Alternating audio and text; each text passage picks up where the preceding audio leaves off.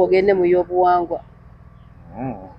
Sina DNA gye nali njagaddeko kukola. Anti kati n'ekizungu kiganye tugende mu yobuwangwa. Anze y'ekizungu tennaŋŋaana era kati njagala ya kizungu naye sigenda gikolera Uganda. Kubanga bazze bazikolera mu drama. Yes. Era nze mmanyi ndi mwana wa Kafeero nze tewali agenda kungoba waffe. Ekikigwe. Oli ne bwakeera n'azina n'akeera n'akola ki tewali agenda kungamba nti Kafeero nagawa yani oli omulala Nantongo yagambye abaana ba Kafeero bali bana. Ebyo yabimanya ate ye taata waffe. Yasalawo ye yakwanira Kafeero bakazi be. Ffe tewali yakwanira taata waffe bakazi be. Oba Kafeero yakwana maama wange, maama wange n'angamba oyo kitaawo, gwe tolina buyinza gwe bazaala jjo okungamba nti oyo si yakuzaala tewali abulina. Kuba nze taata wange yajjanga ewaka mu short pajero okitegeera n'atuuka ewaka n'abeerawo ku makya n'avuga emmoloka ye n'akola ki n'agenda nga daddi yennyini nga n'ebyokuzannyisa agula kati nalina emyaka 7 ate omwana emyaka 7 kati gwe ngamba otya nti ate oyo si kitaawo nti nze nga nze nagawa mbagambye tuli bana kuki affe ebyo tebigenda tukolera tuli bakubeera wa Kafeero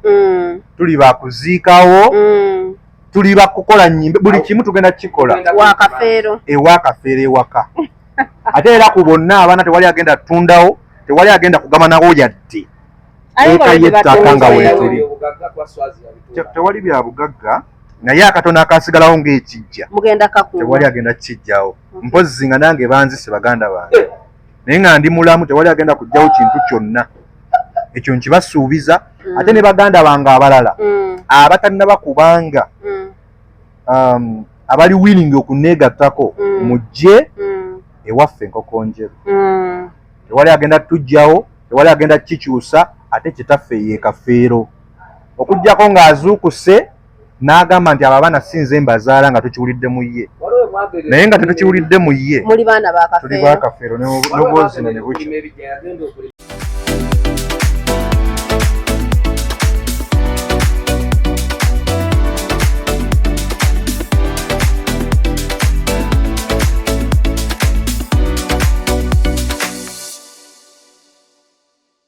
Mbaniriza nnyo ku YouTube channel ya Life Experience Uganda amanya n'eddoboozi nze Asha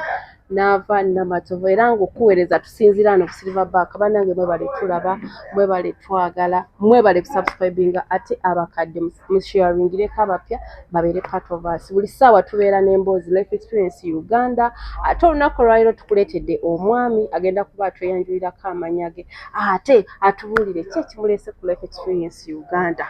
otyo sinso kulaba sa nango basanga buzaako ku balabi baffe abatulaba tubalamusiza yonna gye muli gye mutulabira tubabuuzaako mugamba ki emirimu gitambula gitya naffe gye tuli mpolampola. Amannya n'eddoboozi amannya bampita Segawa Arafat nange ndi omu ku baana ba Kafeero omukulu Kafeero mugenzi ennyabo. Arafat Segawa oli omu ku baana b'omugenzi Pro Job Kafeero eyatuva ku maaso weeks nga 2 tubadde mu nkaayana ebya DNA abantu bavuddeyo ate bajjeemuko bana bwanga tetwalaba nga bakebera DNA. Nze at first ebya DNA actually mu family yaffe si gwe gusoose okubeerawo era bagezaako conductinga DNA era kyemumanyi n'abaana bebayogeddeko 25 senga baagamba nti buli muntu abeerewo si be bandibadde bajja osanga wandibaddeyo n'abasingako obuki namba yandibadde esingako obungi kitamu yazaala abaana bangi ku ssaawa zino niyinza okugamba nti kituufu oba si kituufu kuba kati ffenna tetumanyi kiki naffe bebagamba nti oba ffe abagamba nti tuli baana be ku ssaawa zino ensi egamba si ffe tetuli baki tetuli baana be kati tosobola kugamba nti yazaala abaana bangi oba teyazaala abaana bangi wabula kyewomanyi nti taata wange gwe baakola ki gwe bandaga oba gwe baŋŋamba. Maama we ye yamukulaga nti ono ye kitaawo?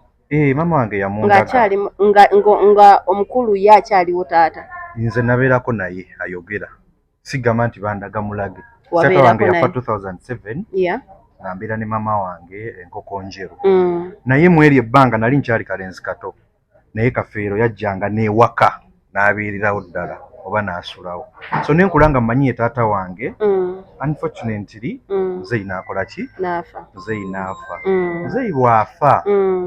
maama wange teyali nnyo muntu tugambe akwataganye ennyo ne family oba n'ekika nga omanyi nti maybe omusajja asobola okuzaalamu ne mubeerawo naye nga tebakumanyi nti ono ye waabwe kuba alina mukazi waabwe bakyala ba bali official tebamanyi nti ono gwe bamanyi n'ono gwe bamanyi. So maama wange n'asalawo kuba nali muto nga seetegeerera ndowooza asobole okuba nga nkuza nga ye olw'ensonga nti ono yali afudde ono mu kufa waliwo senga waffe awo gwe yali takwatagana naye bulungi maama simanyi nnyo ewaali. So mu kubeera nga tebakwatagana agamba ndowooza nja kukuza abaana bange and all that naye ffe ne tukula nga tumanyi nti taata waffe ye Kafeero. Nze nkuze emyaka gyegina sirina taata alina gwe nali ndabye nako. Nze mmanyi taata wange ye Kafeero era gwe nkuze ndaba ne bagamba taatawo Kafeero n'ogamba sirina kyakola kuba taliiwo. Allah n'atusaasira ne tukula mu mbeera mwe tukulidde n'osobola okwebeezaawo. Kati bino ebyaddeeni ewe byajja ne batugamba mujje tugende mu DNA. Actually guno omulundi gulinga gwa kusatu ogenda mu DNA. Twasooka ne tukola DNA nga bajje ku mukulu omulala ate muganda wa Muzeeyi. Okitegeera kati abaana bagenda batono era nze era saagenda kuba nze mbadde saagala. Anti kati bajja ne batugamba nti tugenda kujjako taata wammwe omulala DNA. Okitegeera nejjukiro ono ye kitaawo ye yakola ki yafa. Okitegeera kati ng'omuntu ategeera nga ndaba tekimakinga sense nze keera ku makya nti bajje ku taata omulala DNA ate nze bajje baŋŋambe nti oli mwana wa Kafeero oba toli mwana wa Kafeero whatever the case oba kino weekyazze ffe twabadde tetukisuubira. Kati nze nga nze omutima gwange mbadde 100% nti Kafeero ani taata wange. Era nakubirako Swazi lumu ne mugamba Swazi byonna mubikole naye ebya DNA mubikole ki mubyesonyiwe nga ndaba kigenda kutaganjula family yaffe. Okitegeera ebya DNA mubiveeko ne tufunamu awo obutakkaanya ne banzija ne mu gurupu ya family twali twakola gurupu naye nga gurupu tetukwatagano najja ayogera ayogera biri eri ne banyi admin nakola ki nanzijamu kubanga nze mbadde sikwatagana nnyo n'abaana abo olw'ensonga nti oluusi tetugatta nnyo idea tetugatta kugamba oli aleeta kyayagala n'omugamba nono n'agamba njagala kino nono n'agamba kugamba n'obagamba byonna tetubyetaaga. Tuli ba Luganda bwe tuba tuli abaana 2 tubeere ameka bwe tuba tuli 3 tubeere ameka kuba taata waffe takyakomawo nti ajje nti buli omu nti jangu kuweerere oba okyasoma takyadda nti jangu kuweeyo omutwalo ate ne bwe yandibadde akomyewo ffenna kati tuli baki ffenna tuli bantu bakulu tolina kyogenda kujja ku kitaawo. Okitegeera so nga nze omuntu nga ndaba tekyetaagisa kubanga tweyawula oba tubeeramu n'enjawukana eza family. Arafat DNA eno yabaawudde of course yatwawudde mbi nnungi kuggwe. Nze kyeŋŋamba eno decision yabadde esemba y'obubi minisita gye yatwala mu bintu bye yakola kyekimu ku kikolwa kubanga ku ssaawa zino gw'olowooza mu famire yaffe waliwo emirembe tewali. Kati gw'olowooza abaana baliwa bali mu kuyagayaga era akavidiyo kensembi olaba nga basaba abantu babasondere kasente bafune ettaka we banaabeera kati nga ggwe Arafat mu famire eyo bakuzaalayo omu bamuli bangi. Nze banzaalayo omu nyina baganda bange naye bataata mulala. Ewa Kafeero bakuzaalayo banzaalayo mwana ogwo taata wakyali manya mama wakyaliwo taliiwo right now. Anti kati kyeweerabiddemu nti abazadde bano tetubanenya nnyo naye lwaki baleese DNA okubeera nga beekakasa abaana ba Kafeero naye naffe abamu oba abantu abamu bagiwakanyiza nti enkola gye yakozeemu okuvayo nti eriyo abaana 4 nga teraba olwasooka era baali 4 era ekomyewo ng'erina abaana 4 abantu bagiwakanyiza mbu oba okitegeera kuba minisita honorable yasiba ye kasita oyogera ebitakwatagana asibamu. So kati nga mu abaana mugenda kola mutya oba kikyemuzaako? Anti kati nze mbadde nkubira gavumenti omulanga bwe kiba kisoboka kuba kati nze nali nagana DNA nga mpulira seetaaga gikola era singa zino DNA tezaabaddewo singa tuli okay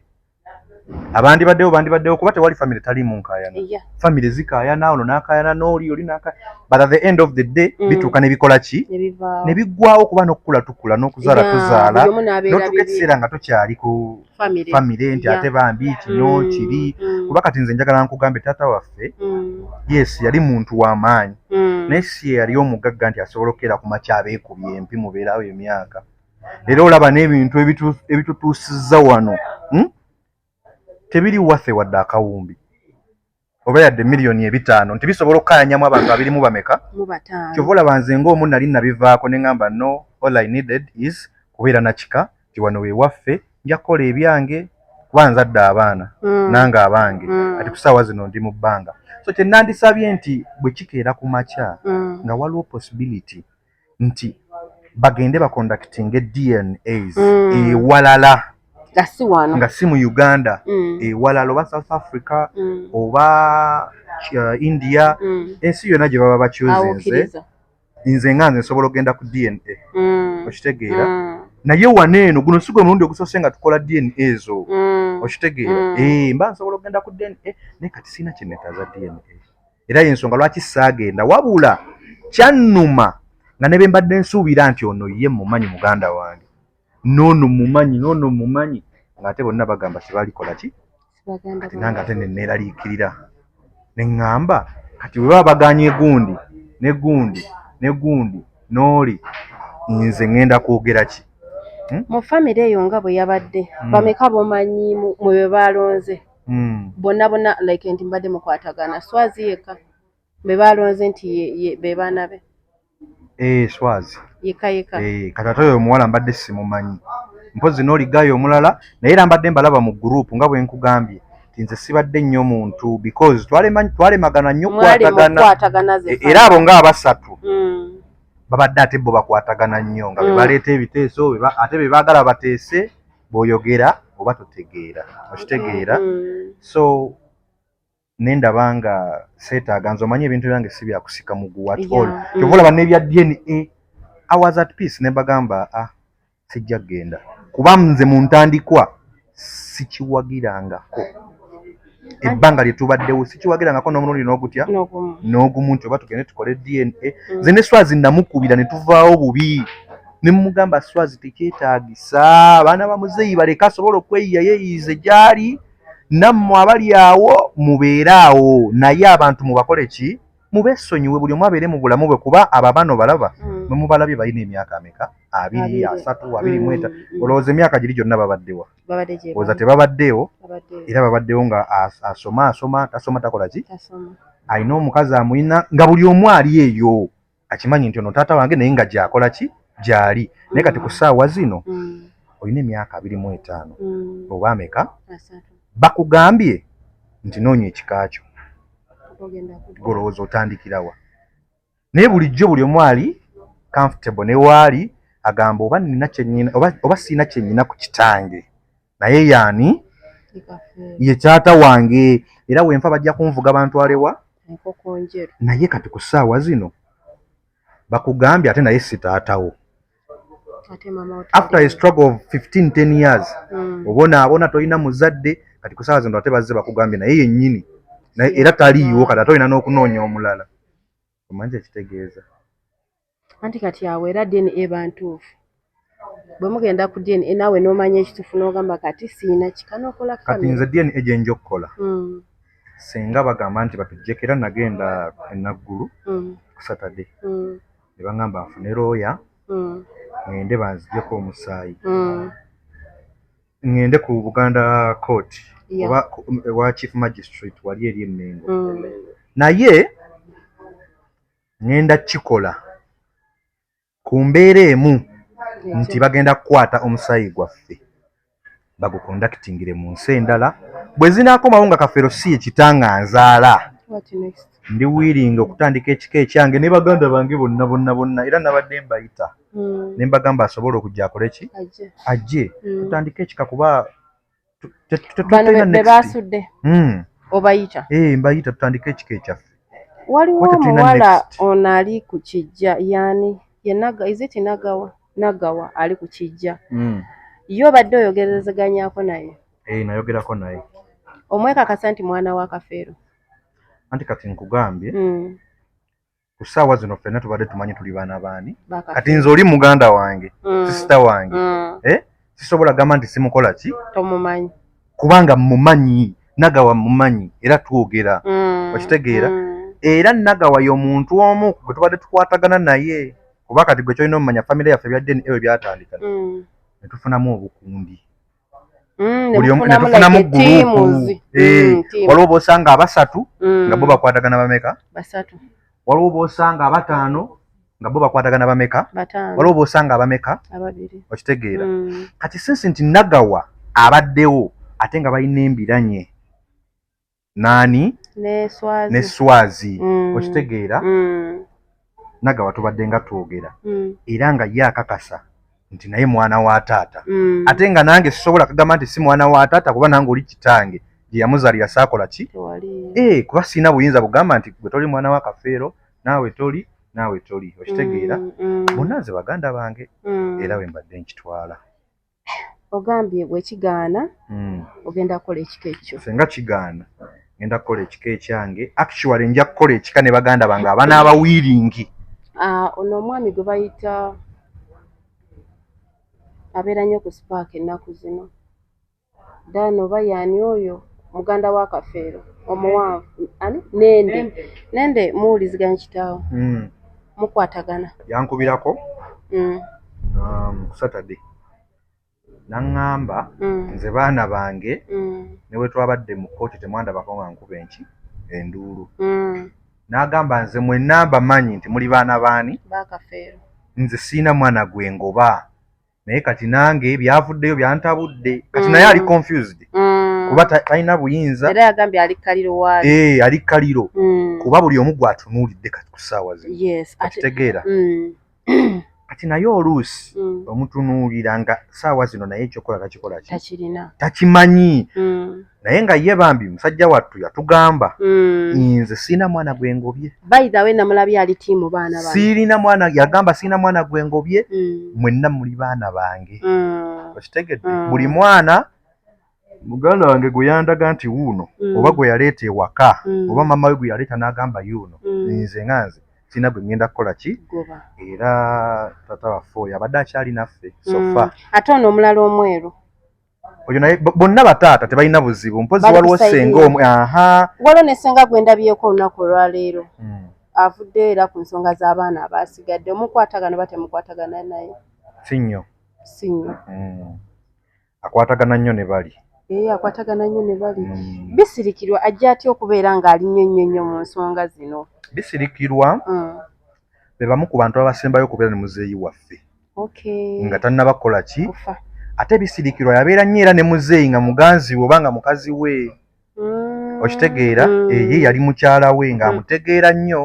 ate ne muzeeyi ndooza n'amwagala n'amuteeka ne mu public kati bisirikirwa yategeera nnyo ebintu bya muzeeyi era bisirikirwa y'omuntu omu ku gw'osobola okukubira akasimu n'omubuuza kino kyali kitya asobola okuwa information kuba kati nze tata wange yafa ndi muto nali sinnategeera addukirawa kugamba oba okitegeera nti nga onogamba nti kati ku ssaawa zino taatawo abeera nnyo ewa muzeeyi gundi oba ewa mama Naaka kambuuze mama Naaka nti twali tukyali baki era tugenza okukola n'otegeera ebisirikirwa naye ali mukyala wa Kafeero nti ninnawulira nti yabeeranga nnyo naye ogamba waayo no kamubuuze kino kiggwa kitya kino kitambula kitya ate nga ye bambi ate yali tayazaalayo namuki na mwana naye nga bisirikirwa oyo ne mu kufa yabeerako ne mu ddwaliro wa muzeeyi wamunoonyako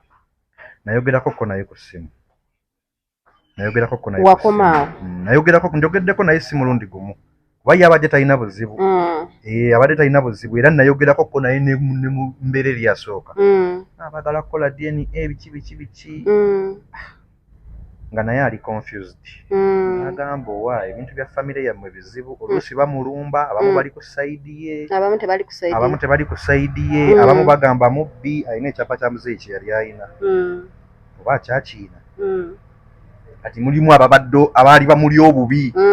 kuba waliwo ekyapa kye twali tunoonyaawo nga tukinoonya naye nga bisirikiro oyo yakirina naye nga kyabula naye ng'ettaka weeriri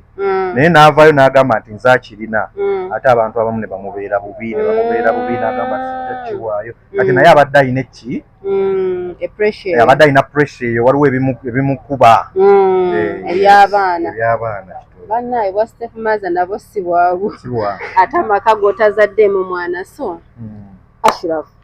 obugambo bwo obusembayo obugambo bwange obusembayo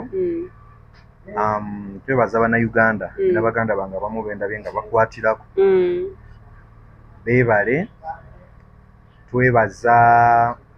abantu abatukwatiddwako ekisanze bayira abantu bankubidde amasimu kubanga nze ne bankubira ne baŋŋamba mwana wange tokaaba tokola ki guma twebaza abantu abatubeereddemu tujja kwebaza minisita kye yakola yakikola wadde nti kyatubreakinga naye bw'aba asobola ayongere akwate DNA atubeereremu aleme tusuula kuba kati famire agimenye nawulidde ate yagimenya abaana be bamuteeka yagimenye tewali mulala agimenye minisita yamenye famire yaffe yagibreakinzeemu ddawo lwaki oyogera ekigambo ekyo ng'ate like anti kati tolaba nti kino kyaleese impact y'amaanyi nti kyasuseewo ate nze nali nsuggestinga nti bwe baba bakoze DNA ezo bwe bamala ozikola batukubire bagambe mujje nga tebanagenda namaki mawulire nti naye kino ne kino ne kino ne kino ne kino ffe tusalewo nti buli omu kayiye kyazzaako oba katukole amawulire n'abaana bakafeero twanditegedde nti tuli bakafeero n'abakyali naye kati bakeera ku makya ne babiteeka mu public toyina wootandikira okitegeera naye senga kyakolebwa mu mbeera kagoloza DNA nagambe kye twakazikola guno mulundi gwokwa naye gwe biri wabiwulirako nga bibuuminga nga bino ebibuumiize lwensonga tetwateekawo mawulire twayagala twetegeerere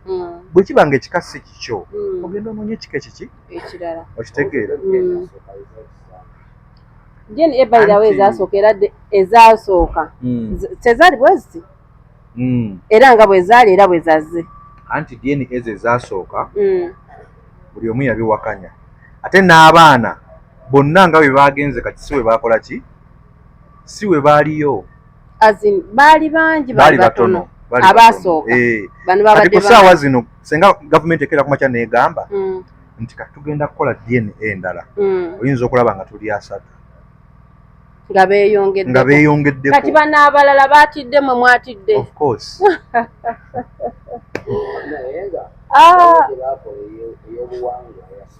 ey'obuwangwa yo wagimanyako nagimanyako naye sikolangako n'emu oba gogende mu y'obuwangwa sina DNA gye nali njagaddeko kukola anti kati n'ekizungu kiganye tugende mu y'obuwangwa y'ekizungu tennaŋŋaana era kati njagala ya kizungu naye sigenda gikolera Uganda kubanga bazze bazikolera mu drama yes era nze mmanyi ndi mwana wa kafeero nze tewali agenda kungoba waffe ekikigwe oli ne bw'akeera n'azina n'akeera n'akola ki tewali agenda kuŋŋamba nti kafeero nagawa yani oli omulala Nantongo yagambye abaana ba kafeero bali 4 ebyo yabimanya ate ye taata waffe yasalawo ye yakwanira kafeero bakazi be ffe tewali yakwanira taata waffe bakazi be oba kafeero yakwana maama wange maama wange naŋŋamba oyo kitaawo gwe tolina buyinza gwe bazaala jjo okuŋŋamba nti oyo si yakuzaala tewali abulina kuba nze taata wange yajjanga ewaka mu short pajero okitegeera n'atuuka ewaka n'abeerawo ku makya n'avuga emmoloka ye n'akola ki nga daddi yennyini nga n'ebyokuzannyisa agula nalina emyaka 7 kati gwe ŋŋamba otya nti ate oyo si kitaawo nti nze nga nze nagawa mbagambye tuli baana kuki affe ebyo tebigenda tukolera tuli bakubeera wa kafeero tuli bakuziikawo tuli bakukola nnyimbe buli kimu tugenda kukikola ewa kafeero ewaka ate era ku bonna abaana tewali agenda tundawo tewali agenda kugama nawo yadde eka yettaka nga weetuli tewali bya bugagga naye akatono akasigalawo ng'ekijja tewali agenda kukijjawo mpozzi nga nange banzise baganda bange naye nga ndi mulamu tewali agenda kujjawo kintu kyonna ekyo nkibasuubiza ate ne baganda bange abalala abatalina kubanga abali willing okuneegattako mujje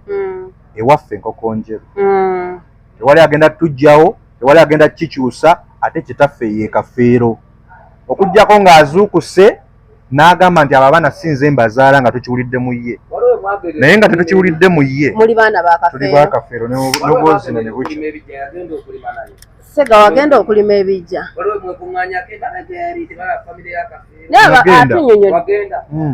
Naliyo era bw'okebereza video ejja kundaba. Bagamba ebiwoma bigwa byokyo okubaweereza tusinzira n'okusiba baka. By the way, tujja kwetaaga mu part 2. Enebadde part 1. Sega bw'ate bwagambye mwana wa Kafeero temulina gye mugenda mugobaganya, talina gy'alaga era kye kimukaabya era kye kikaaki. Baani bakwatagana nabo mu baana abo. Swazi yali akwatagana naye ne tebakyalina kukaanya. Ate mbaagala mbanoonye bonna mbaagala n'omwana asobola okujja aneegatteko wendi. Nze ndi musajja mukozi. Njagala Nagawa, ye Nagawa ali mu kyalo omunyambire omuwala oyo Nantongo Nagawa ono Watinti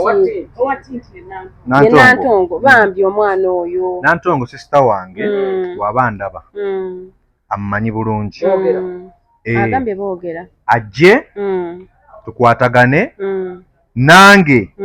ewa muzeeyi simuwagira kuvaawo yadde olunaku n'olutya muleba n'amukola ekikyamu kati tewali ajja kimukola. Walabye omwana oli nga bagudde ku DNA oli omulala omuwala gundi. Namulabye era yakoze ne interview somewhere n'agamba bo bali abantu bameka. Ye muzeeyi we yazaala abaana bana. Mukwano yagala okukakasa nti si gwe wakwanira Kafeero abakazi be yakola ki? Tunula wano. Tunula wali. Okiwulira? Si gwe wakwanira Kafeero abakazi be yakola ki? Balina. Taata waffe bw'aba yakeera ku makya n'akwana bamaama baffe. Owulira? Ne bamugamba nti n'azaala n'abaana gwe tolina buyinza butugoba oba tolina buyinza butugamba.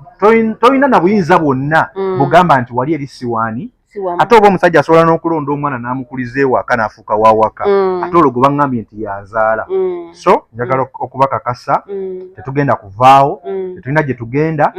Taata waffe ye Kafeero mpozi kwabo anaabakkiriza nti ye agenze naye nze ng'omuntu sivaawo. Ate Uganda sirina DNA gye ŋŋenda kukola. Ate yeeyita nti ye taata wange,